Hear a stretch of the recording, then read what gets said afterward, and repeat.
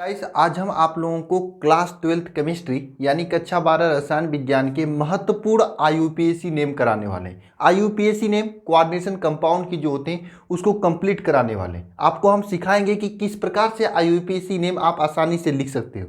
IUPAC name आपके board exam में भी पूछ लिए जाते हैं, साथ में आईयूपीएसी नेम आपकी कॉम्पिटिटिव एग्जाम में भी पूछे जाते हैं। यानी बोर्ड एग्जाम के बाद भी आपको आईयूपीएसी नेम बहुत ही हेल्प करेगा। आज के इस क्लास के बाद आपको आईयूपीएसी नेम लिखने में आपको बहुत ही हेल्प होगी और आप लोग कोई भी कंपाउंड हो उसका आसानी से आईयूपीएसी नेम लिख लोगे। लेकिन आपको इस क्लास को पूरे कंसंट्रेशन के साथ में लेना है। आप लोग एक पेज निकाल लीजिए अपने कॉपी से, जहां पर आप सबसे पहले ऊपर लिखिए जय मां सरस्वती और मां सरस्वती को स्मरण करके पूरे कंसंट्रेशन के साथ में लास्ट तक लेक्चर को देखना।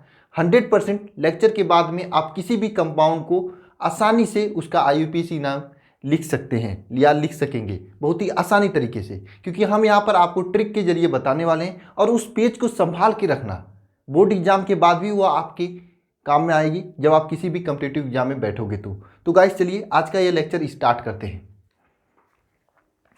एक बार सभी लोग माँ सरस्वती को स्मरण करें और स्मरण करके क्लास को शुरू करें। ठीक है, देखिए सबसे पहले हम लोग जानते हैं कि कोऑर्डिनेशन कंपाउंड होता क्या है। हिंदी में इसे कहते हैं उपसहसंयोजक यौगिक।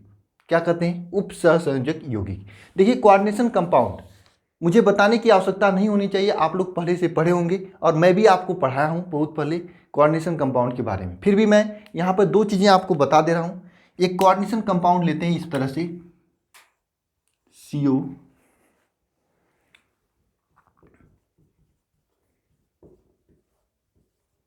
ये आपका कोऑर्डिनेशन कंपाउंड एक है। दूसरा मैं कोऑर्डिनेशन कंपाउंड लेता हूं K2FeCN6। ठीक है, ये है आपका दो कोऑर्डिनेशन कंपाउंड आपके सामने है। एक तो आपका ये वाला है, सेकंड ये वाला है। इन दोनों कोऑर्डिनेशन कंपाउंड में कुछ एक टर्म्स होती है, जैसे कि केंद्रीय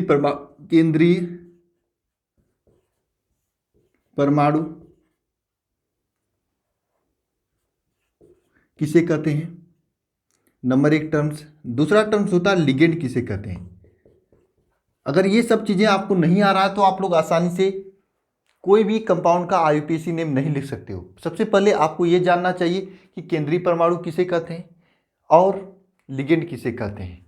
ये दोनों चीज़ आपको जानना ही चाहिए, हम आपको बताने वाले हैं। उससे पहले जो स्टूडेंट जिन्हें आ रहा है कि इनमें से कौन केंद्रीय परमाणु है और कौन सा लिगेंड है, वे सभी लोग नीचे कमेंट बॉक्स में कमेंट करें तो हम बताऊंगा ताकि आप लोग मिला सकें।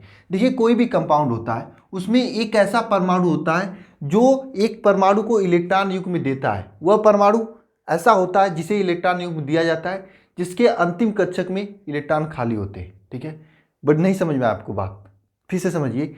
एक ऐसा कंपाउंड होता है जो किसी एक कंपाउंड को अपना इलेक्ट्रॉन युग्म देता है। इलेक्ट्रॉन युग्म लेने के लिए इस कंपाउंड के पास में खाली कक्षक होते हैं, तो उस कंपाउंड को क्या कहते हैं? यहां पर ये केंद्रीय धातु।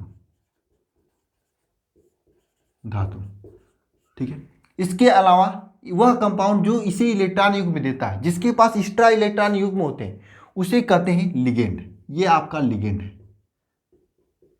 अब पूरे उस सहसंयोजक यौगिक में आपको क्या करना है, जो लिगेंड होते हैं उनकी संख्या एक या दो से अधिक या हो सकती है, लेकिन जो केंद्रीय परमाणु होते हैं आप वहां पर देखोगे केवल एक ही होगा। यहां पर देखते हैं इसमें कौन सा लिगेंड है आपका। इसमें देखिए यह CN6 क्या है, आपका लिगेंड है, और Fe आपका क्या है, केंद्रीय परमाणु। तो आप लोग किसी भी कंपाउंड में केंद्रीय परमाणु और लिगेंड को आसानी से पहचान लोगे। बोलो एक बार हाँ करो, लिखो कमेंट बॉक्स में।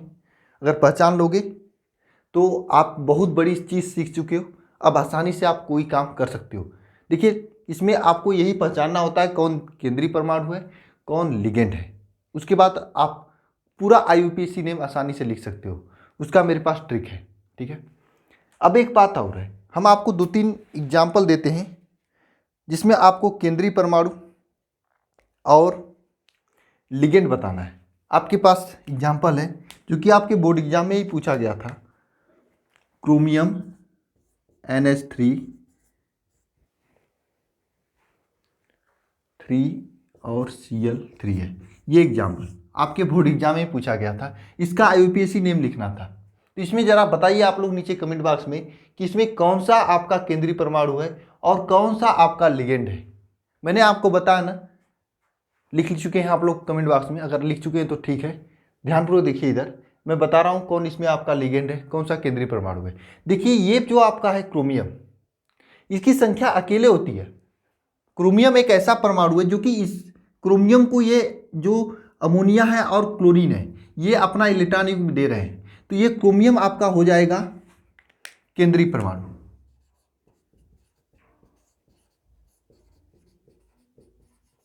ये क्या हो जाएगा? केंद्रीय परमाणु। और ये आपका जो दोनों है अमोनिया और क्लोरीन, इसे कहेंगे आप लोग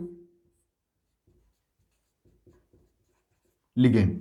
इसे क्या कहेंगे आप लोग? लिगेंड कहेंगे। मैंने आपको क्या बताया कि केंद्रीय परमाणु एक ही रहेगा हमेशा, लिगेंड दो हो सकता है, और आपको इसका IUPAC नेम लिखना है। एक चीज़ आप लोग समझ चुके हैं, मुझे उम्मीद है आप लोग केंद्रीय परमाणु और लिगेंड के बारे में समझ चुके होंगे, ठीक है। वैसे आपको ये भी तैयार रखना है कि लिगेंड कितने प्रकार के होते हैं, कोई एक दंती, द्विदंती, बहुदंती और एक उभयदंती, बहुत प्रकार के लिगेंड होते हैं। ये सभी चीज़ें आपको लिगेंड में समझाई जाती हैं, लेकिन मुझे यहाँ पर आपको ये पहचानने सिखाना है, अगर आप पहले से नहीं भी पढ़े हैं, कि इसमें कौन सा लिगेंड है और कौन सा केंद्रीय परमाणु है। अगर आप ये समझ चुके हैं तो मैं अपने काम में कामयाब हो चुका हूँ, ठीक है।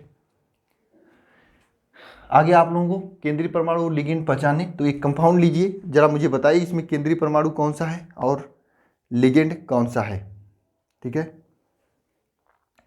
आपका ये है COEN थ्राइस Cl2, यही है ना शायद, नहीं ये NO3 है, ठीक है यहाँ पे, ठीक है। ये है, इसमें आपका केंद्रीय परमाणु कौन है और लिगेंड कौन है, जरा कमेंट बॉक्स में कमेंट करो आप सभी लोग। देखिए इसमें आपका ये कोबाल्ट है, यह आपका केंद्रीय परमाणु है। एथिलीन डाइएमीन, इस EN को कहा जाता है एथिलीन डाइएमीन, ये क्या है? आपका लिगेंड है, ठीक है। आपको लिगेंड और केंद्रीय परमाणु आसानी से पहचान लोगे, कोई भी दिया रहेगा, ठीक है, अच्छी बात है। अब हम आगे चलते हैं, बहुत ही महत्वपूर्ण चीज़ आपको सीखना है। देखिए आप लोग क्या होता है, जो कि आप लोग बचपन से सीखे, मतलब पढ़े हो, क्या पढ़े हो सर, क्या पढ़ा हूँ मैं बचपन से, ज़रा मुझे बताओ। कुछ लोग कहेंगे, देखो जब आप बचपन में कोई भी कंपाउंड हो, जैसे NaCl लेते हैं, CsCl, इस कंपाउंड को जब भी लिखते हो तो कैसे लिखते हो? यहाँ पर Na प्लस है, Cl माइनस है, Na प्लस है और ये Cl माइनस है, यहाँ पर भी Na प्लस है, Cl क्या है? माइनस है। तो आप क्या समझ में आ रहा है आप लोगों को? यहाँ पर प्लस वाला और माइनस वाला, प्लस वाला पहले लिखा जाता है, माइनस वाला बाद में लिखा जाता है। तो रूल नंबर 1 डालो आप लोग अपने कॉपी में, लिखो कि उपसहसंयोजक यौगिक के नामकरण के समय धनात्मक लिगेंड को धनात्मक को पहले लिखते हैं और ऋणात्मक को बाद में लिखते हैं। यानी क्रम क्या होता है? पहले आपका धनायन होता है, बाद में ऋणायन होता है, ठीक है। क्रम आपका पहले यह धनायन होगा, बाद में ऋणायन होगा। एक बात मैं आपको बता रहा हूँ, अगर आप किसी कॉम्पिटिटिव एग्जाम में बैठे हो, अगर आपको लिगेंड लिखना नहीं आ रहा है तो आपको क्या करना है? सबसे पहला काम ऑप्शन में देखना है कौन सा धनायन कौन सा ऋणायन है। उसमें से एक दो ऑप्शन ऐसा होगा जिसमें पहले ऋणायन को ही लिख लिया रहेगा, तो आप उसे गलत काट देना, ठीक है। तो आप ये NaCl को याद रखना कि पहले धनायन होता है, पहले ऋणायन होता है, ठीक है सर। आप तो ये मुझे बता दिए, लेकिन मुझे ज़रा ये बताओ सर, इसमें कैसे पहचानेंगे कौन धनायन होता है कौन ऋणायन होता है? आइए देखते हैं। देखिए ये आपका कंपाउंड है। कंपाउंड दो प्रकार के होते हैं। आपको मैंने जब उपसहसंयोजक यौगिक पढ़ाया था तो वहाँ पे बताया था कि उपसहसंयोजक यौगिक दो प्रकार के होते हैं, एक धनायन होते हैं, एक ऋणायन होते हैं। एक ऐसा यौगिक होता है जिसके, ये कोष्टक वाला देख रहे हो, बड़े कोष्टक, ऐसा यौगिक होता है कि बड़े वाले कोष्टक पर पॉजिटिव चार्ज होता है, उसे धनात्मक उपसहसंयोजक यौगिक कहते हैं। एक ऐसा कंपाउंड होता है जिसमें बड़े वाले कोष्टक पर निगेटिव चार्ज होता है, उसे ऋणात्मक उपसहसंयोजक यौगिक कहते हैं। मैंने उस समय आपको बताया था। जरा आइए यहाँ पर देखते हैं। देखिए आपको ये मालूम है, बेसिक नॉलेज होना चाहिए कि ये क्लोरीन जो होता है हमेशा ऋणात्मक के रूप में होता है। तो क्लोरीन पर आप ऋणात्मक चार्ज है यहाँ पर, और इस वाले पे यानी बड़े वाले ये कोष्टक पर धनात्मक चार्ज है। तो ये आपका धनात्मक लिगेंड है। जब भी आप नाम लिखोगे तो सबसे पहले इसका नाम लिखोगे धनात्मक वाले का, उसके बाद ऋणात्मक वाले का। आपको मैं बता दूं, धनात्मक वाले का नाम लिखने का नियम अलग होता है, ऋणात्मक वाले लिगेंड का नाम लिखने के लिए अलग होता है नियम। ठीक है, यहाँ पर जरा देखना, यहाँ पर देखना, ये पोटेशियम पे प्लस होगा और इस पे माइनस होगा। ठीक है, तो ये आपका कौन सा लिगेंड है, सॉरी कौन सा उपसंयोजक यौगिक है, ऋणात्मक उपसंयोजक यौगिक है। क्यों है जरा बताओ। देखिए यहाँ पर पोटेशियम पे पॉजिटिव है, इस पे निगेटिव है, यानी बड़े कोष्टक के अंदर जो है उस पर निगेटिव होगा तो वह ऋणात्मक लिगेंड होगा, बड़े कोष्टक वाले पर अगर पॉजिटिव होगा तो वह धनात्मक लिगेंड होगा। ये सभी चीज़ें आपको समझ में आई है, आसानी से आप धनात्मक ऋणात्मक लिगेंड बता लोगे ना। आइए मैं एक दो एग्जाम्पल आपको लिख कर दिखा रहा हूँ, इसमें आप लोग बताइए मुझे कि कौन सा धनात्मक लिगेंड है और कौन सा ऋणात्मक लिगेंड है। एग्जाम्पल है आपका K2NiCN4, ये जरा बताइए धनात्मक लिगेंड है या ऋणात्मक, सॉरी धनात्मक उपसंयोजक यौगिक है या ऋणात्मक उपसंयोजक यौगिक है। देखिए आपको मालूम है, अगर आप इसे देखकर बताओगे, पहले आप लोग बता दीजिए कमेंट बॉक्स में, तब मैं इसे बता रहा हूं। इसमें आप ये देखकर बता लोगे आसानी से कि ये वाला जो कंपाउंड है इस पे ऋणात्मक चार्ज है और इस पे धनात्मक चार्ज है, आसानी से देखकर बता लोगे, इसमें कोई बताने की जरूरत नहीं है। तो ये आपका कौन सा उपसंयोजक यौगिक हो गया, ऋणात्मक उपसंयोजक यौगिक हो गया, ऋणात्मक उपसंयोजक यौगिक हो गया। कौन सा उपसंयोजक यौगिक है, ऋणात्मक उपसंयोजक यौगिक है। ठीक है, इसी तरह से अगर आपके सामने एक एग्जाम्पल दे दे FeH2O6Cl, जरा ये बताइए धनात्मक है या ऋणात्मक है। यहाँ पर आपको मालूम है Cl पर निगेटिव चार्ज होगा, इस पर पॉजिटिव चार्ज होगा, तो ये कोष्टक वाले के ऊपर पॉजिटिव चार्ज है, तो ये कौन सा हो जाएगा, धनात्मक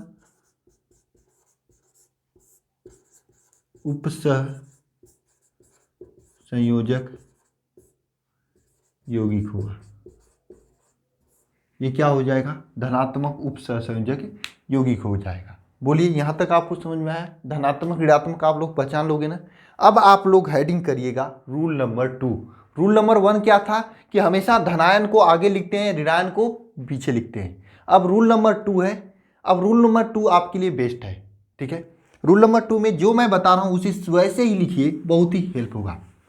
देखिए इसको हम रब कर रहे हैं, ये चीज़ें आप तो समझ में आ गया होगा आपको, और जैसे मैं लिख रहा हूं इसको ऐसे ही लिखिएगा, आपको बहुत ही हेल्प करेगा आगे चलकर। और ऐसे किसी भी बुक में आपको नहीं दिया होगा। ठीक है, किसी भी बुक में आपको नहीं दिया होगा। ठीक है, अब ये दोनों रूल नंबर 2 है, धनात्मक लिगेंड के लिए अलग है, ऋणात्मक लिगेंड के लिए अलग है। बात समझना, धनात्मक लिगेंड के लिए अलग है, ऋणात्मक लिगेंड के लिए अलग है। आइए देखते हैं क्या क्या रूल नंबर 2 में है। देखिए रूल नंबर 2 में आपको हम IUPAC नेम लिखने का क्रम बता रहे हैं। ठीक है, क्रम में कैसे लिखा जाता है IUPAC नेम, अगर धनायन ये बड़े वाले कोष्टक के ऊपर धनायन है तब इस नियम को फॉलो करोगे जो मैं अब लिखने जा रहा हूँ। इस नियम के अनुसार क्या करोगे, सबसे पहले कोष्टक में लिगेंड का नाम लिखोगे। क्या लिखोगे, लिगेंड का नाम लिखोगे, लिगेंड का नाम लिखोगे और वो भी संख्या सहित, संख्या सहित। ठीक है, उसके बाद क्या करोगे आप लोग, लिगेंड के नाम लिखने के बाद केंद्रीय परमाणु का नाम लिखोगे, केंद्रीय परमाणु का नाम, ठीक है, का नाम लिखोगे। ठीक है, देखिए सबसे पहले आपको क्या लिखना है, संख्या सहित आपको लिगेंड का नाम लिखना है, फिर केंद्रीय परमाणु का नाम लिखना है। उसके बाद क्या लिखना है, यहां पर कोष्टक में यहां पर ऑक्सीकरण संख्या,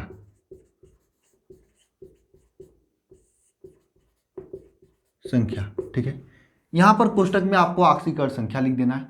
बाहर आपको, ये तो आपको कोष्टक वाले का लिखना है, बाहर वाला जो है, कोष्टक के बाहर वाला जैसे यहाँ पर क्लोरीन है, इसका आपको सीधे सीधे क्या लिख देना है, ऋणायन का बिना संख्या का नाम लिख देना है, ऋणायन का नाम। इसको हम ब्लैक से लिखें तो ठीक रहेगा ना।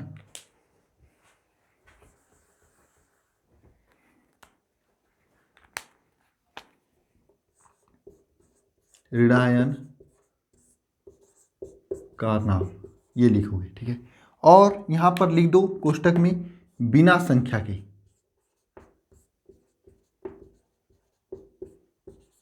सर ये क्या लिखे हो, मुझे समझ में नहीं आ रहा, मुझे जरा बताओ प्लीज। कुछ लोग कहेंगे ऐसा, ठीक है, मैं अभी बता रहा हूं। सबसे पहले बात को समझो, अगर ऐसे कोष्टक वाले पर धनायन है तो आपको इस नियम को फॉलो करना है और ऐसे ही जमा देना है, आप आसानी से लिख लोगे। देखना ध्यानपूर्वक, सबसे पहले आपको लिगेंड का नाम लिखना है, फिर केंद्रीय परमाणु का नाम लिखना है, उसके बाद ऑक्सीकरण संख्या लिखाना है, ठीक है। अभी मैं आपको सिखाऊंगा कि ऑक्सीकरण संख्या कैसे निकाला जाता है। लास्ट में आपको जो बाहर दिया रहेगा उसको बिना संख्या के लिख देना है। जो कुछ भी आपको कोष्टक के बाहर दिया रहेगा, ट्रिक समझना, जो कुछ भी आपको कोष्टक के बाहर दिया रहेगा उसको बिना संख्या का लिखा जाता है। जो कुछ भी बिना कोष्टक के बाहर दिया रहेगा, जैसे यहाँ पे क्लोरीन है और यहाँ पे पोटेशियम है, जो कोष्टक के बाहर है उसको बिना संख्या का लिखेंगे। यहाँ पर 3 क्लोरीन है, लेकिन 3 क्लोरीन के लिए ट्राइट या टेट्रा कुछ भी नहीं लगाएंगे, डायरेक्ट क्लोरीन लिख देंगे, ठीक है। यहाँ पर पोटेशियम, तो पोटेशियम के लिए कोई संख्या नहीं लगाएंगे अगर ये कोष्टक के बाहर है। कोष्टक के अंदर रहने वाले लोगों के लिए अलग व्यवहार है, कोष्टक के बाहर रहने वाले लोगों के लिए अलग व्यवहार है, ठीक है। बात को समझिए ना, इतना आप लोग लिखना, फिर उसके बाद मैं आगे बता रहा हूं। देखो, अगर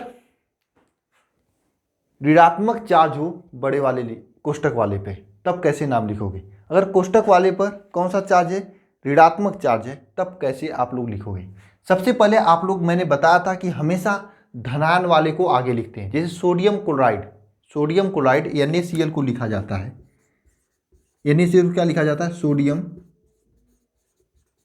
क्लोराइड।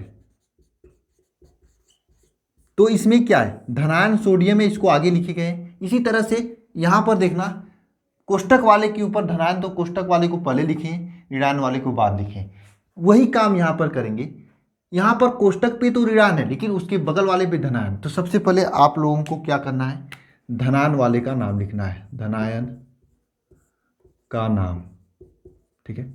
धनायन का नाम लिखना है, वो भी बिना संख्या के, बिना संख्या के। मैंने आपको क्या रूल बताया कि जो भी आपको कोष्टक के बाहर रहेगा उसको बिना संख्या का लिखा जाता है। यहाँ पर धनायन वाले का नाम लिखेंगे, वो भी बिना संख्या के। आगे देखते हैं, आगे क्या करेंगे।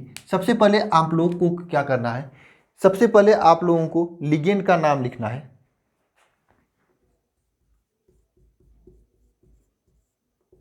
लिगेंड का नाम लिखना है। लिगेंड के नाम लिखने के बाद वो भी संख्या के साथ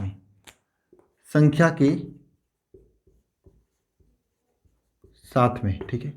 उसके बाद लिगेंड के नाम के बाद आपको केंद्रीय परमाणु का नाम लिखना है,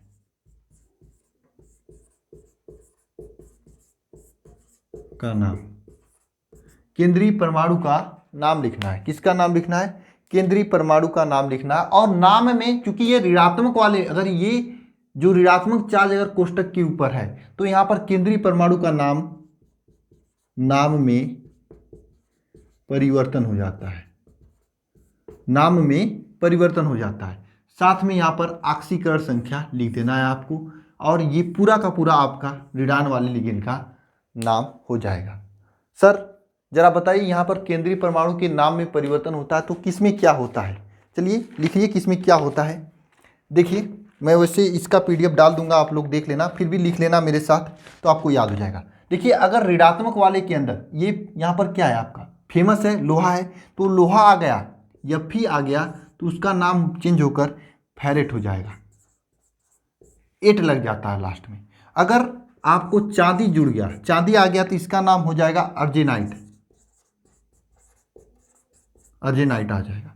अगर आपका कापर आ गया, तो इसका नाम हो जाएगा क्यूप्रेट, ठीक है, क्यूप्रेट हो गया। अगर यहाँ पर Au आ गया, मतलब Au का मतलब यहाँ पर जैसे Fe है, वहाँ पर Au आ गया तो उसे कहेंगे ओरेट, क्या कहेंगे, ओरेट कहेंगे। अगर यहाँ पर जिंक आ गया, जेडेन जिंक आ गया तो इसको कहेंगे जिंकेट, ठीक है। अगर यहाँ पर पीटी आ गया, प्लेटिनियम आ गया, तो इसे कहेंगे प्लेटिनेट, क्या कहेंगे, प्लेटिनेट कहेंगे। ये आप चारों का नाम लिख दिए। नाम में जो परिवर्तन होता है अधिकांश यही पूछा जाता है, ठीक है। ये सब चीज़ें तो हो गया। अगर आपको ये पूरा दोनों का दोनों एक साथ तैयार है, इसका स्क्रीनशॉट लेकर रख लीजिए। अगर ये तैयार है आपका, तो आप किसी भी कंपाउंड का आसानी से नाम लिख लोगे। आइए हम इसका नाम लिख कर देखते हैं, लिख लेते हैं या नहीं लिख लेते हैं। सबसे पहले इसमें लिगेंड कौन है, इस लिगेंड को पहचानते हैं। इसमें लिगेंड आपका NH3 है, और NH3 को क्या कहते हैं हम लोग, लिगेंड कहते हैं। तो इस NH3 का जो कि लिगेंड है यहाँ पर, ठीक है, इसका नाम क्या होता है, एमीन होता है। और एमीन के साथ में हमको संख्या सहित लिखना है। यहाँ पर 6 है, अगर 6 लगा होता है तो 6 के लिए हेक्सा कहा जाता है। तो वहाँ पर लिखेंगे हेक्सा एमीन, हेक्सा एमीन, ठीक है। यहाँ पर क्या लिखेंगे, हेक्सा एमीन, क्योंकि देखिए यहाँ पे 6 है। आपको मैंने बताया लिगेंड का नाम वो भी संख्या के साथ में, संख्या 6 है। अभी मैं बताऊंगा किस संख्या के लिए क्या क्या लिखना है, पहले आप समझ लीजिए बेसिक नियम। यहाँ पे 6 है, 6 के लिए हेक्सा यूज किया जाता है, और NH3 जहाँ पर आता है उसको एमीन लिखा जाता है। अभी मैं बता दूंगा आपको किस कंपाउंड का क्या नाम होता है, ठीक है। परेशान मत होना, पहले नियम को समझ लो। यहाँ पर सबसे पहले लिगेंड का नाम लिखेंगे, जो कि यहाँ पर NH3 है। NH3 का नाम एमीन होता है, और संख्या के साथ में, यहाँ पे 6 है इसलिए संख्या के साथ में 6 लिख दिए हैं। अब हम यहाँ पर केंद्रीय परमाणु का नाम लिखेंगे। केंद्रीय परमाणु क्या है, यहाँ पर कोबाल्ट है, कोबाल्ट लिख दिए, ठीक है। केंद्रीय परमाणु का नाम लिख दिए, ठीक है। इसके बाद क्या करेंगे, केंद्रीय परमाणु के नाम के आगे ऑक्सीकरण संख्या। अब आप लोगों को टेंशन होगा, सर ऑक्सीकरण संख्या कैसे निकाला जाता है। देखिए कैसे निकाला जाता है, जिसकी भी ऑक्सीकरण संख्या निकालना होता है उसको x मानते हैं। जैसे यहाँ पर आपको केंद्रीय परमाणु की ऑक्सीकरण संख्या निकालना है, उसको x मान लिए, प्लस कर दिए। अन्य कंपाउंड जैसे यहाँ पर NH3 है, NH3 के पास 0 चार्ज होता है, यहाँ पर 6 NH3 इसलिए इंटू 6 कर दिए, प्लस आपका यहाँ पर देखिए 3 क्लोरीन है तो 3 क्लोरीन लिखेंगे, और क्लोरीन के ऊपर माइनस चार्ज होता है इसलिए माइनस लिखेंगे, और कुल मिलाकर 0 हो जाएगा। अगर यहाँ पर कोई चार्ज होता सामने ऊपर तो उसके बराबर चार्ज की होता, लेकिन यहाँ पर कुछ नहीं है तो इसलिए 0 है। अब इसे सॉल्व करेंगे तो x का मान आ जाएगा +3, और ये +3 आपका ऑक्सीकरण स्टेट होगा। और यहाँ पर ऑक्सीकरण स्टेट को बड़े कोष्टक में इस तरह से लिखा जाता है +3, और लास्ट में आपका इसको लिखने के बाद रेडान का नाम हो जाएगा क्लोरीन, क्लोराइड, ठीक है। क्या हो जाएगा, क्लोराइड या क्लोरीन, ठीक है। रेडान का नाम हो जाएगा। और ये आपका IUPAC नेम हो गया इस कंपाउंड का, इस नियम के आधारित। और मैंने यहाँ पे बताया था कि रेडान के नाम के साथ में बिना संख्या का लिखा जाता है, इसलिए यहाँ पर संख्या का नाम नहीं लिखोगे। बोलिए मक्खन हो गया। समझ में आया कि नहीं समझ में आया, आप लोगों को समझ में आया होगा। 1-2 एग्जाम्पल और करेंगे अभी हम, ठीक है। आइए मैं इसका नाम लिख कर देखते हैं। इसका नाम लिखते समय सबसे पहले क्या करेंगे, धनान का नाम लिखेंगे। क्या नाम है धनान का, पोटेशियम है, इसको हम रब कर दे रहे हैं। सबसे पहले धनान का नाम, तो यहाँ पर क्या है धनान का नाम, पोटेशियम, पोटेशियम, ठीक है, पोटेशियम हो गया धनान का नाम। उसके बाद लिगेंड का नाम लिखेंगे, थोड़ा सा जगह छोड़ेंगे, लिगेंड का नाम लिखेंगे। लिगेंड कौन सा है, यहाँ पर ये CN है, इसको साइनाइड कहा जाता है, लेकिन इसका नाम साइनो हो जाता है, साइनो, साइनो हो जाता है। इसका नाम क्या हो जाता है, साइनो हो जाता है। और यहाँ पर साइनो के साथ में संख्या भी लिखना है, ठीक है। तो यहाँ पर हेक्सा साइनो हो जाएगा, क्या हो जाएगा, हेक्सा साइनो, हेक्सा साइनो हो जाएगा, ठीक है। इसके बाद केंद्रीय परमाणु का नाम लिखना है। केंद्रीय परमाणु कौन सा है, फेरेट है। अब देखिए यहाँ पर फेमस है आयरन है, लेकिन आयरन का नाम चूंकि ये रेडान में है तो आयरन का नाम चेंज होकर फेरेट हो जाता है, इसलिए इसे हम लोग क्या लिखेंगे, फेरेट, ठीक है। अब यहाँ पर इसकी ऑक्सीकरण संख्या लिखना है, तो आइए लिखते हैं ऑक्सीकरण संख्या। आपको मालूम होता है यहाँ पर आपको किसका निकालना है, फेमस का निकालना है, तो फेमस के स्थान पर x लिखेंगे, प्लस इधर लिखेंगे। यहाँ पर पोटेशियम का +1 होता है, चूंकि 2 है तो इसलिए 2 इंटू प्लस 1 हो जाएगा। प्लस में आपका यहाँ पे साइनाइड का -1 होता है, तो इसलिए 6 इंटू -1 हो जाएगा, इज इक्वल टू 0।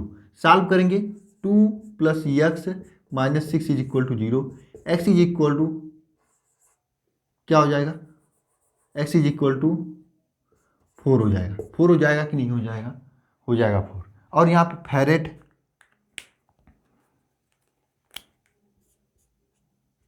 4 इस तरह से लिख देंगे और ये आपका इसका नाम हो गया।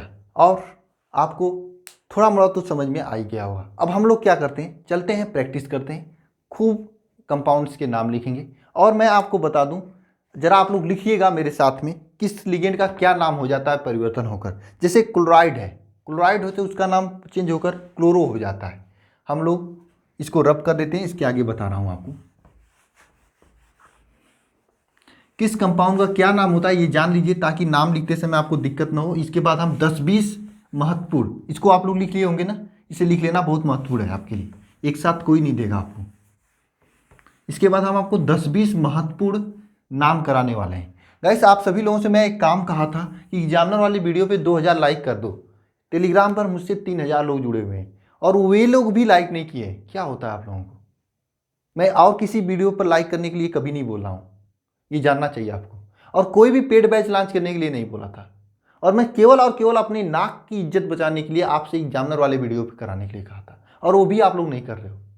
अब आप लोगों को क्या करना है आप लोग जानो, लेकिन आपको केवल और केवल एग्जामिनर वाले पे 2000 कर ही देना है, नहीं तो आपका बहुत बड़ी घाटा होने वाली है। सोचिए एक टीचर जो कि 10 सालों से कॉपी को चेक किया है, उनसे अच्छा आप लोगों को कोई कुछ नहीं बता सकता है कैसे नाम उम लिखा जाता है या कैसे कॉपी लिखी जाती है। आपको काफ़ी हेल्प होगा अगर वे इंटरव्यू दे देते हैं। तो आप 600 के ऊपर नहीं बढ़ रहे हो, बताओ कैसे होगा ऐसे? मैंने तो कभी नहीं मांगा था आपसे लाइक का एम। 1800 लोग देखे हैं, 600 लोग लाइक किए हैं, कैसे हैं आप लोग? अगर आप लोग ठीक से जो 600 लाइक किए हैं वे अपने 3-3 दोस्तों से लाइक करवा दें तो आपका सीधे 1800 या 2000 हो जाएगा। प्लीज़ देख लो, आप ही का काम है। नहीं करोगे तो मैं नहीं दे पाऊंगा उनका इंटरव्यू, सीधे से मैं बता दे रहा हूँ, हाथ खड़े करके कर रहा हूँ। नहीं होगा तो इंटरव्यू मैं नहीं दे पाऊंगा। ठीक है, चलो आते हैं टॉपिक पर। कुछ महत्वपूर्ण लिगेंड और उसके नाम लिख लेते हैं। ठीक है, महत्वपूर्ण लिगेंड क्या है? सबसे पहले क्लोरीन का नाम। क्लोरीन का नाम क्या होता है? क्लोराइडो। क्या हो जाता है? देखो, क्लोरो हो जाता है। क्लोरीन का नाम क्लोरो हो जाता है। क्लोरीन का नाम क्या हो जाता है? क्लोरो हो जाता है। ठीक है, लिगेंड के रूप में जब यूज होता है क्लोरीन, तो किसके रूप में यूज होता है? जब लिगेंड के रूप में क्लोरीन यूज होता है तो क्लोरीन का नाम क्लोरो हो जाता है। अगर बाहर लिखा रहेगा यहाँ पर तो नहीं होगा, अगर लिगेंड के रूप में अंदर लिखा रहेगा तब इसका नाम क्लोरो हो जाता है। फ्लोरीन का है तो फ्लोरो हो जाता है। ब्रोमीन का क्या हो जाता है? ब्रोमो हो जाता है। आप लोग लिख लीजिएगा, मैं बता रहा हूँ। अगर आयोडीन का क्या हो जाता है? आयोडो हो जाता है। आयोडीन का नाम आयोडो हो जाता है। ठीक है, आयोडीन के बाद में आपका सल्फाइड, S2-, ये सल्फाइड का नाम सल्फाइडो हो जाता है। नाइट्राइड, N- का नाम नाइट्राइडो हो जाता है। और साइनाइड, Cn का मान साइनो हो जाता है या साइनाइडो हो जाता है। मैंने यहाँ पर इसलिए साइनो लिखा था, तो Cn का मान ये आपका क्या हो जाता है? साइनो। नाइट्राइड का नाम नाइट्राइडो। ठीक है, और ये सल्फाइटो, क्लोरो ब्रोमो आइडो। ठीक है, ये तीनों का नाम आप समझ लेना, इस तरह से हो जाता है। इसका नाम याद कर लेना, इसको याद करना बहुत आसान है। ठीक है, ये याद रहेगा तभी आप कुछ कर पाओगे। ठीक है, अब कुछ इंपॉर्टेंट ऐसा लिखा देते हैं जो कि आपको 100% याद होना चाहिए। जैसे H2O है, इसे आप लोग जल करते हो ना, साइंस की भाषा में इसे एक्वा कहा जाता है। सर इसे मैं याद कैसे करूंगा, मुझे बताओ सर प्लीज। तो एक्वा गार्ड का नाम सुने होगे ना, वही एक्वा है आपका। ठीक है, एक्वा गार्ड का नाम सुने होगे, बहुत से लोगों के घर में हो भी होगा। ठीक है, ये देखिए CO, इसे कहा जाता है कार्बोनिल। क्या कहा जाता है? कार्बोनिल कहा जाता है। ठीक है, आपका इसके बाद SO2 सल्फर डाइऑक्साइड, इसे क्या कहा जाता है? सल्फर डाइऑक्साइड या SO2 को कहा जाता है सल्फोनिल। ठीक है, अगर NH3 है इसे क्या जाता है? एमीन कहा जाता है। एमीन कहा जाता है। क्या कहा जाता है? एमीन कहा जाता है। एमीन कहा जाता है। OH है जो कि बहुत महत्वपूर्ण है, अधिकांश बार पूछा जाता है, हाइड्राक्सो। हाइड्राक्सो कहा जाता है। ठीक है, OH को क्या कहा जाता है? हाइड्राक्सो कहा जाता है। NO को क्या कहा जाता है? जब देखो CO का कहा जाता है कार्बोनिल कहा जाता है, NO को क्या कहा जाएगा? नाइट्रोसिल कहा जाएगा। ठीक है, ये होता है, इसको भी नाम याद कर लेना, महत्वपूर्ण है। ये महत्वपूर्ण जो है वही हम आपको करा रहे हैं। ठीक है, नेक्स्ट आपको मैं बता रहा हूं जो कि काफी इंपॉर्टेंट है आप सभी के लिए, PDF में मैं वैसे डाल दूंगा। ये देखिए, कार्बोनेटो CO3 2- है, इसे कहा जाता है कार्बोनेटो। देखो क्या है कि मैं ऐसे ऐसे कंपाउंड यहाँ पे लिखा रहा हूँ जो आपको तैयार कर ही लेना चाहिए, इसके बाहर आप नहीं चाहोगे। ये मैं जो बनाया हूँ आपके लिए, इसमें मैं उन्हीं कंपाउंड का नाम लिखा हूँ जो आपके लिए इंपॉर्टेंट। वैसे तो बहुत है, बहुत का मतलब द्विदंती लिगेंड का भी बहुत है एक बुक में दिया, लेकिन उन चीज़ों को मैं इसमें रखा हूँ जो चीज़ें आपके बोर्ड एग्जाम को लेकर इंपॉर्टेंट है, जो महत्वपूर्ण है, उन्हीं चीज़ों को इसमें रखा हूँ। ठीक है, अब ये समझना आपको। नेक्स्ट है आपका ऑक्जिलेटेड C2O4, इसे कहा जाता है ऑक्जिलेट, तो इसका नाम हो जाता है ऑक्सीलेटो। कैसे लेटो? ऑक्सीलेटो। ठीक है, SO4 2-, इसे क्या कहा जाता है? SO4 2- को सल्फेटो कहा जाता है। ठीक है, SO4 2- को सल्फेटो कहा जाता है। अगर SO3 है 2- तो इसे क्या कहा जाता है? सल्फाइटो। इसे क्या कहा जाता है? सल्फाइटो कहा जाता है। ठीक है, CH3COO-, इसे क्या कहा जाता है? एसीटेटो। इसे क्या कहा जाता है? एसीटेटो कहा जाता है। तो इन सभी का नाम आप लोग तैयार कर लेना, याद कर लेना, महत्वपूर्ण है। ठीक है, इसके बाद आपको एक नाम और याद करना, 2।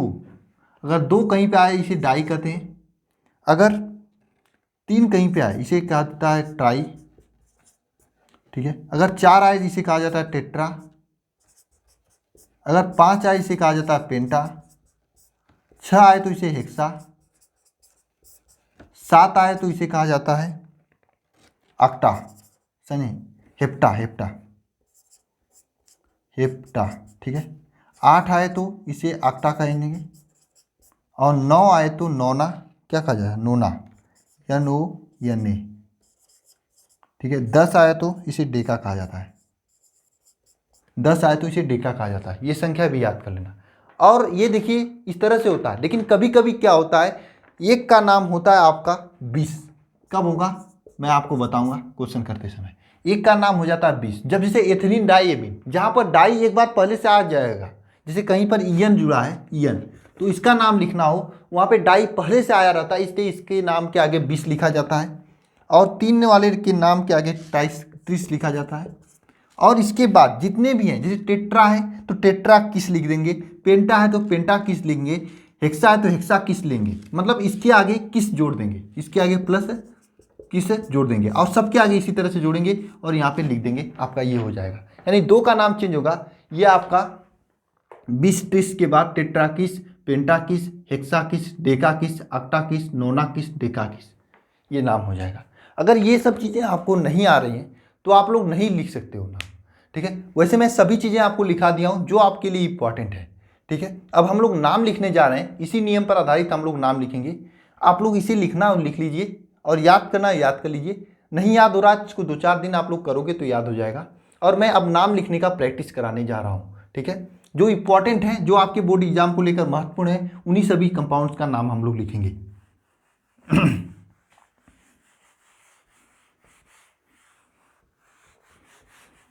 और आपको मैं बता दूं, IUPAC नेम कोऑर्डिनेशन कंपाउंड के ही आपके एग्जाम में पूछे जाते हैं, ऑर्गेनिक कंपाउंड के कभी नहीं पूछे जाते हैं, बहुत कम चांस होते हैं।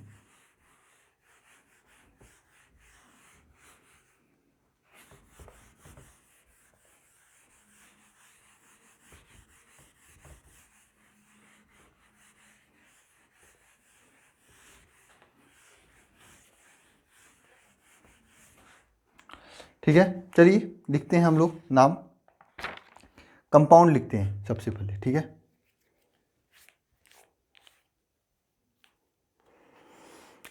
अच्छे अच्छे नाम लिखते हैं, CrH2O 4Cl2 NO2, इसका नाम लिखना है, ठीक है। नेक्स्ट है आपका CONH3 6Cl2, ये तो हो गया ना। एक मिनट, इसको हम रब करते हैं।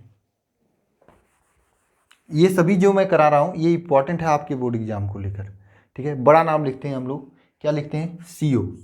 देखिए कभी कभी आपके सामने CO लिखा जाएगा, कभी कभी CO लिखा जाएगा। जरा आप सभी लोग इन दोनों का नाम कमेंट बॉक्स में कमेंट करें। एक तो बड़ा C छोटा O, एक दोनों बराबर के CO, ठीक है। इन दोनों का नाम आप नीचे कमेंट बॉक्स में कमेंट करें, मैं नहीं बताऊँगा, आप लोग सर्च करके बताना है, ठीक है। दोनों का नाम अगर जानोगे तो बहुत हेल्प होगा आपको करने में, ठीक है। नेक्स्ट हम लोग करते हैं, ठीक है। यहाँ पे बड़ा वाला है आपका NH3 CONH3 4SO4, बाहर आगे चल के आपका हो जाएगा NO3। इन दोनों का नाम लिखते हैं हम लोग, ठीक है। यहाँ पर NO3 है, यहाँ पर भी NO3 है, ठीक है। आइए सबसे पहले ऊपर वाले का नाम लिखते हैं, इस वाले का नाम, ठीक है। किसका, इस वाले का नाम, ठीक है। ये आपका क्रोमियम है, ठीक है। अब यहाँ पे सबसे पहले हम लोग क्या देखते हैं, ये धनायन लिगेंड है या ऋणायन लिगेंड है। देखिए यहाँ पर बड़े वाले कोष्टक के अंदर जो है इसके ऊपर कौन सा चार्ज है, पॉजिटिव चार्ज है। तो हम लोग इस नियम का फॉलो करेंगे। सबसे पहले इसमें लिगेंड का नाम देखेंगे। अब लिगेंड के नाम में देखिए यहाँ पर दो लिगेंड हो जा रहा है, एक तो आपका H2O वाला, एक तो क्लोरीन वाला। यहाँ पर क्या हो गया, आपके सामने दो लिगेंड हो गया। आपको किस लिगेंड को पहले लिखना है, किस लिगेंड को बाद में लिखना है, आपके सामने एक क्वेश्चन आ गया कि हम किस लिगेंड का पहले लिखेंगे, किस लिगेंड को बाद में लिखेंगे, ठीक है। देखिए सबसे पहले हम लोग क्या करते हैं, क्लोरीन को लिखते हैं। देखो यहाँ पर एक्वा भी लिख सकते हैं, क्लोरीन भी लिख सकते हैं, लेकिन हम लोग पहले क्लोरीन को लिखेंगे। अल्फ़ाबेटिकली लिया जाता है, लेकिन आप कैसे भी लिख सकते हो, इतना कोई दिक्कत की बात नहीं है। वैसे अल्फ़ाबेटिकली ही लिया जाता है तो अच्छा रहता है। सबसे पहले यहाँ पर देखो क्लोरीन है, क्लोरीन को क्या कहेंगे हम लोग, दो क्लोरीन है, डाईक्लोरो, ठीक है। यहाँ पर लिगेंड का नाम हम लोग लिख रहे हैं। आपको मैंने बताया था क्लोरीन अगर कोष्टक के अंदर होता है तो उसका नाम क्लोरो हो जाता है। क्या हो जाता है, क्लोरीन अगर कोष्टक के अंदर होता है तो उसका नाम क्लोरो हो जाता है, ठीक है। उसके बाद देखिए यहाँ पर ये आपका जल है, और जल ये 4 है, 4 है, ठीक है, 2 नहीं है, 4 है। इस जल का नाम क्या है, एक्वा कहा जाता है। जल को मैंने क्या बताया था आपको, एक्वा कहा जाता है। कितने जल है यहाँ पर, 4 जल है, तो इसे लिखेंगे टेट्रा एक्वा, टेट्रा एक्वा। ये देखिए क्रोमियम है, क्या है आपका, क्रोमियम है, क्रोमियम है तो इसे क्रोमियम लिखेंगे, इसे क्रोमियम लिखेंगे। और यहाँ पर इसका ऑक्सीकरण संख्या लिखना है मुझे, तो आइए ऑक्सीकरण संख्या निकालें। क्रोमियम को X मानेंगे, एक्वा जल का ऑक्सीकरण, जल पे 0 चार्ज होता है इसलिए 0 × 4 लिखेंगे। और यहाँ पे क्लोरीन है, यहाँ पर क्या है, क्लोरीन है, तो क्लोरीन के लिए आपका -1 होता है, तो +2 × -1, ठीक है। और यहाँ पर आपका मतलब नाइट्रोजन है, तो नाइट्रोजन का क्या होता है, शायद -1 ही होता है, हाँ 1 ही होता है, ठीक है। इसको सॉल्व करेंगे तो आ जाएगा 2 और -2 और -1, ठीक है। x -2 -1 = 0, x = 3, मतलब इसका +3 ऑक्सीकरण स्टेट आ जाएगा। तो यहाँ पे ऑक्सीकरण स्टेट के यहाँ पर 3 लाइन खींचेंगे रोमन अंक में, यानी +3 ऑक्सीकरण स्टेट। लास्ट में आपको इसे नाइट्रोजन है तो इसे क्या कहा जाता है, नाइट्रेट कहा जाता है, तो इसे नाइट्रेट लिख देंगे, इसे नाइट्रेट लिख देंगे, तो इसका नाम हो जाएगा। समझ में आया आप लोगों को, कुछ नहीं करना है, आगे वाले का नाम लिखना है, उसके बाद इन सभी का नाम लिख देना है और लास्ट में नाइट्रेट लिख देंगे, ठीक है। इस तरह से होता है। आइए इसका नाम लिख कर देखिए, इसमें भी 2 आपका दिया हुआ है, क्या दिया है, 2 यहाँ पर इसमें भी यौगिक दिया गया है। तो इसमें सबसे पहले किसे लिखेंगे और सबसे बाद किसे लिखेंगे, ठीक है, ये बात आती है। तो चलिए आइए इसे शुरू करते हैं।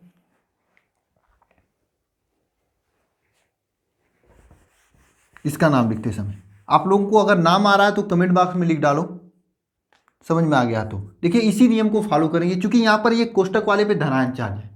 नियम को फॉलो करते हैं, सबसे पहले लिगेंड का नाम लिखते हैं। लिगेंड का नाम कौन है, यहाँ पर खोजो आप सभी लोग, लिगेंड कौन कौन है यहाँ पर। देखिए लिगेंड में यहाँ पर आपको ये एमीन है, सल्फेट है। तो मैंने आपको बताया था कि हमेशा आपको कैसे लिखना है, किस आधार पे लिखना है, अल्फ़ाबेटिकली लिखना है। अल्फ़ाबेटिकली के मतलब एमीन ए से शुरू हो रहा है, सल्फेट एस से शुरू हो रहा है। तो यहाँ पर भी आप एक्वा को पहले लिखेंगे, ठीक है, छोड़िए जाने दीजिए, उसके चक्कर मत पड़िए। यहाँ पर एक्वा को पहले लिखेंगे, क्या करेंगे, एक्वा को पहले लिखेंगे। यहाँ पर गलती हो गई, इसे आप लोग सुधार कर लेना। यहाँ पर ध्यान देना आप लोग, यहाँ पर देखिए ये एमीन है, एमीन ए से शुरू होता है और सल्फेट एस से शुरू होता है। तो इन दोनों में लड़ाई होगा, तो कहेंगे कि जो जिसका नाम पहले आता है, जैसे एमीन पहले से आता है तो ए लिखेंगे, और सल्फेट पहले से आता है तो इसे यस लिखेंगे। तो ध्यान देना यहाँ पर आप सभी लोग, ये क्या हो जाएगा, टेट्रा एमीन हो जाएगा, टेट्रा एमीन। क्योंकि 4 एमीन है, 4 के लिए टेट्रा यूज किया जाता है, मैंने आपको नाम लिखकर बताया था, तो टेट्रा एमीन हो जाएगा। लिगेंड का नाम लिख रहे हैं। इसके बाद देखिए सल्फेट है, तो सल्फेट चूंकि कोष्टक के अंदर है, जब कोष्टक के अंदर सल्फेट होता है इसका नाम क्या हो जाता है, सल्फेटो, सल्फेटो हो जाएगा, इसका नाम क्या हो जाएगा, सल्फेटो। अब आपको क्या लिखना है, इस सीओ का नाम लिखना है। तो सीओ किसी कहा जाता है, कोबाल्ट, कोबाल्ट। अब ठीक है, अब इसका ऑक्सीकरण संख्या लिखना है। तो आइए ऑक्सीकरण संख्या निकालते हैं। कोबाल्ट को यस मानते हैं। अब देखिए यहाँ पर एमीन हो, एमीन 0 होता है, तो इसे 0 × 4 तो 0 हो जाएगा। लेकिन सल्फेट में -1 -2 होता है, तो सल्फेट का -2 लिखेंगे, ठीक है। और देखिए नाइट्रेट है, नाइट्रेट पर -1 होता है। इस तरह से आप एक्स को सॉल्व करोगे तो +3 आ जाएगा। कोबाल्ट पर कितना चार्ज आ जाएगा, कितना ऑक्सीकरण संख्या कोबाल्ट का हो जाएगा, +3। तो यहाँ पर +3 हो जाएगा ऑक्सीकरण स्टेट। लास्ट में नाइट्रेट, ये आप नाइट्रेट लिख लोगे, ठीक है, आसानी से कर लोगे ना। कभी कभी क्या होता है, बोर्ड एग्जाम में ये देकर आपसे ये पूछ लेता है, तो आइए हम इससे ये लिखते हैं, इसको हम मिटा देते हैं, किसका क्या है इससे नहीं मतलब रखते हैं, ठीक है, इसको मिटा देते हैं, उससे इसे लिखते हैं। देखिए लिख पाते हैं कि नहीं, सभी लोग ध्यानपूर्वक समझना। देखना यहाँ पर आगे और पीछे, पीछे जो दिया है ये तो निगेटिव होगा, नाइट्रेट नाइट्रेट, ठीक है, नाइट्रेट नाइट्रेट जो दिया है पीछे, ये क्या हो जाएगा, निगेटिव हो जाएगा, यानी NO3 तो निगेटिव होगा। इसके आगे वाले का नाम लिखना है। सबसे पहले ध्यान देना, टेट्रा एमीन लिखा है, टेट्रा एमीन का मतलब इसका नाम लिखते हैं। यहाँ पर एमीन का मतलब NH3 होता है, और ये टेट्रा है मतलब इसका संख्या 4 है। सल्फेट, सल्फेट लिखा मतलब SO3 हो जाएगा, ठीक है। सल्फेटो का मतलब क्या हो जाएगा आपका, SO4 हो जाएगा, SO3 नहीं, SO4, सल्फेटो हो जाएगा। कोबाल्ट +3, कोबाल्ट +3 है, ठीक है। तो यहाँ पर CO कोबाल्ट हो जाएगा, और इसको हम कोष्टक में बंद करेंगे। बाहर नाइट्राइटो है तो नाइट्राइटो के लिए NO3 लिख देंगे। तो आप इससे भी ये लिख सकते हो कि नहीं, आसानी से लिख सकते हो, अगर आप लोग करोगे तो हो जाएगा आसानी से, ठीक है। अब हम आपको 1-2 कंपाउंड और कराने जा रहा हूँ, इसी तरह से इसे भी लिख लेना, प्रैक्टिस कर लेना आप लोग। मेरी कोशिश है कि आपको पूरा का पूरा समझ में आ जाए। आपको केवल ये रूल फॉलो करनी है जो ऊपर वाला मैं लिखा हूँ, इन दोनों को अगर आप फॉलो करते हो तो IUPAC नेम लिखने में आपको कोई समस्या नहीं आने वाली है, ठीक है। जैसे आपके सामने कंपाउंड है MnH2O6+, MnH2O6+, ये कंपाउंड है। सर यहाँ पर तो ऋणात्मक लिगेंड है ही नहीं, जैसे NO3 यहाँ पर Cl2 था, वो था ही नहीं, तो इसे कैसे लिखें। देखो ध्यानपूर्वक, आप लोग जानते हो NaCl को, इसे कहा जाता है सोडियम क्लोराइड,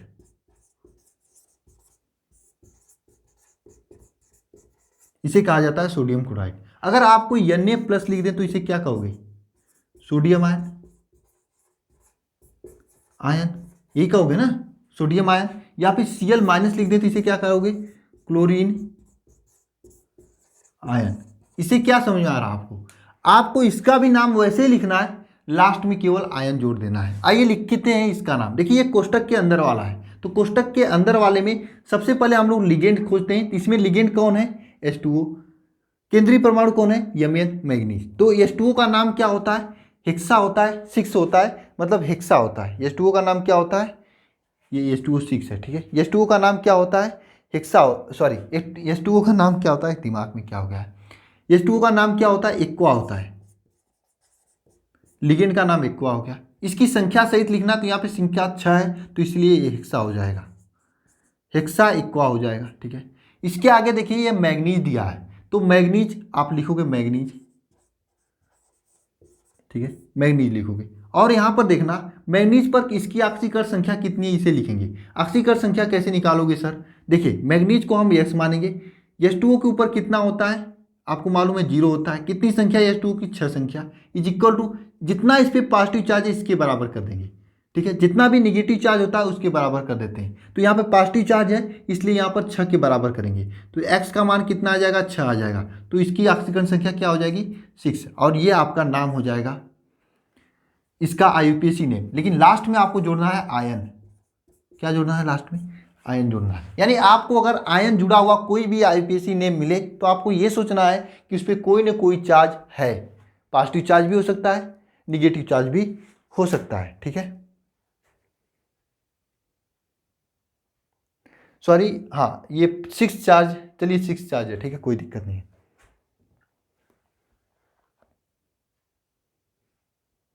लिखिए आप सभी लोग इसे।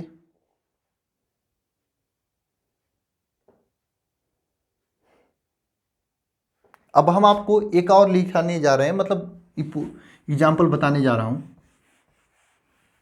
बहुत ही अच्छा एग्जाम्पल है, आपके बोर्ड एग्जाम में पूछा भी गया था। एग्जाम्पल क्या है? ठीक है, आइए देखिए। K3Cr K3Cr CN6 CN6 ये है आपका।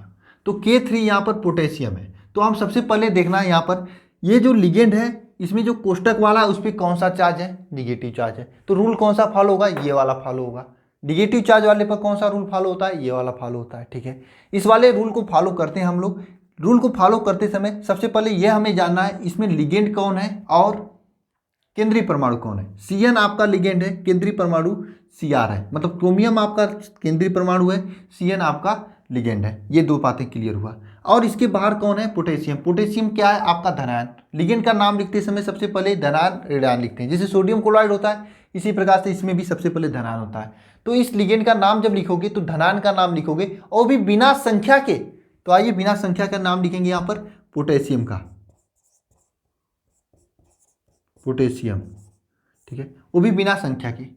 यहाँ पे 3 पोटेशियम लेकिन संख्या का नाम नहीं लिखने वाले हम। यहाँ पर लिखेंगे अब इसमें कूदते हैं, इस कोष्टक में घुसते हैं यानी कूदते हैं। कोष्टक में कूदते ही सबसे पहले लिगेंड का नाम लिखाना जाता है। लिगेंड यहाँ पर Cn है जिसे हम लोग साइनो कहते हैं और इसकी संख्या के साथ नाम लिखना है। तो इस यहाँ पर हम लोग लिखेंगे साइनो और साइनो संख्या के साथ में। तो संख्या के साथ में साइनो लिखना है। यहाँ पे 6 संख्या है तो हेक्सा साइनो कर लिखेंगे, हेक्सा साइनो।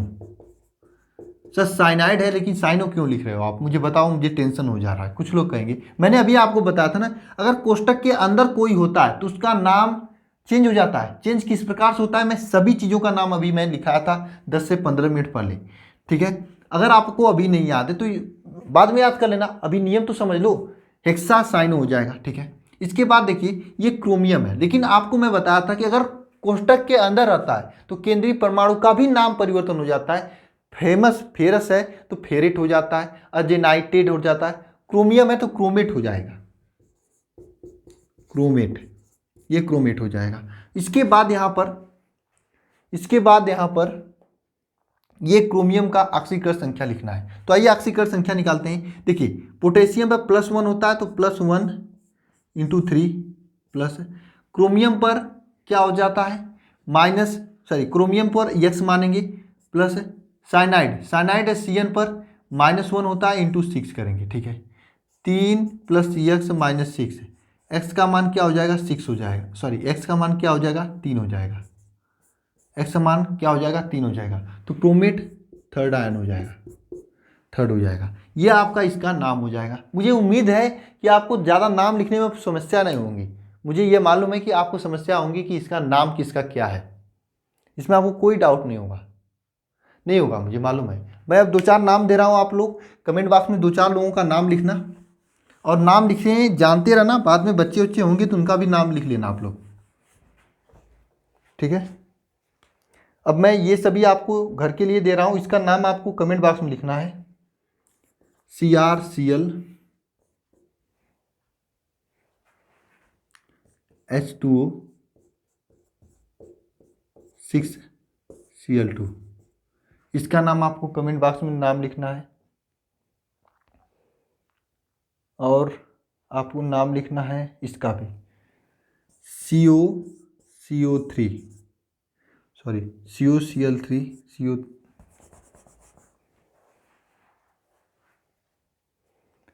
CO, और ये कैपिटल वाला CA3 है, NH3 है, और बाहर आपका Cl है। इसका भी नाम लिखना है आपको, इसका भी नाम आपको लिखना है, इन दोनों का नाम लिखना है, ठीक है।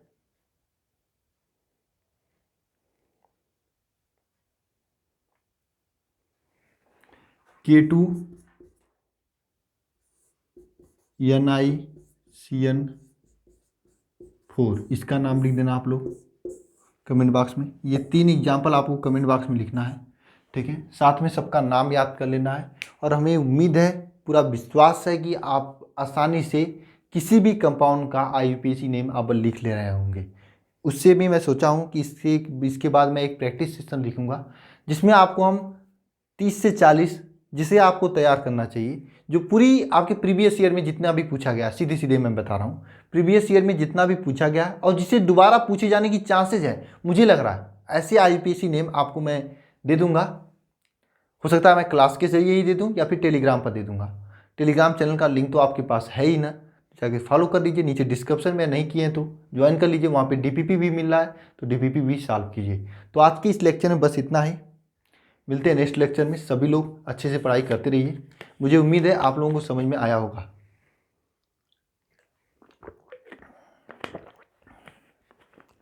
100% आप लोगों को समझ में आया होगा ये IUPAC ने। कोई समस्या रह गई है तो ज़रूर कमेंट बॉक्स में कमेंट करना। ऐसे किसी किताब में इस तरह से नहीं दिया होगा जैसे मैं बताया हूँ, और मैं सबसे एक एक बेसिक चीज़ों को कंप्लीट करके चला हूँ। नेक्स्ट क्लास में हम बहुत ही अच्छी चीज़ शुरू करने वाले हैं, जो केमिस्ट्री के 1-2 नंबर वाली चीज़ें हैं। जैसे स्टार्टिंग से, जैसे आपका फिजिक्स का मैराथन हो रहा था, उसी प्रकार से केमिस्ट्री का भी मैराथन रखने का प्लान है। 1.5 घंटे 2-2 घंटे की क्लास करके तेज़ी से पूरे सिलेबस को कंप्लीट कर दें, ताकि बोर्ड एग्जाम आने से पहले पहले आपकी अच्छी तैयारी हो जाए, ठीक है। फिलहाल मैं कोशिश कर रहा हूँ, जैसे ही मिलता है मैं मैराथन क्लास का प्लान करता हूँ, फिर उसके बाद मिलूंगा आप लोगों से, ठीक है। बाकी जैसे आपका इंपॉर्टेंट डेरिवेशन न्यूमेरिकल की वीडियोज आ रही हैं, वैसी तरह से आती रहेंगी, ठीक है। मिलते हैं नेक्स्ट वीडियो में, धन्यवाद।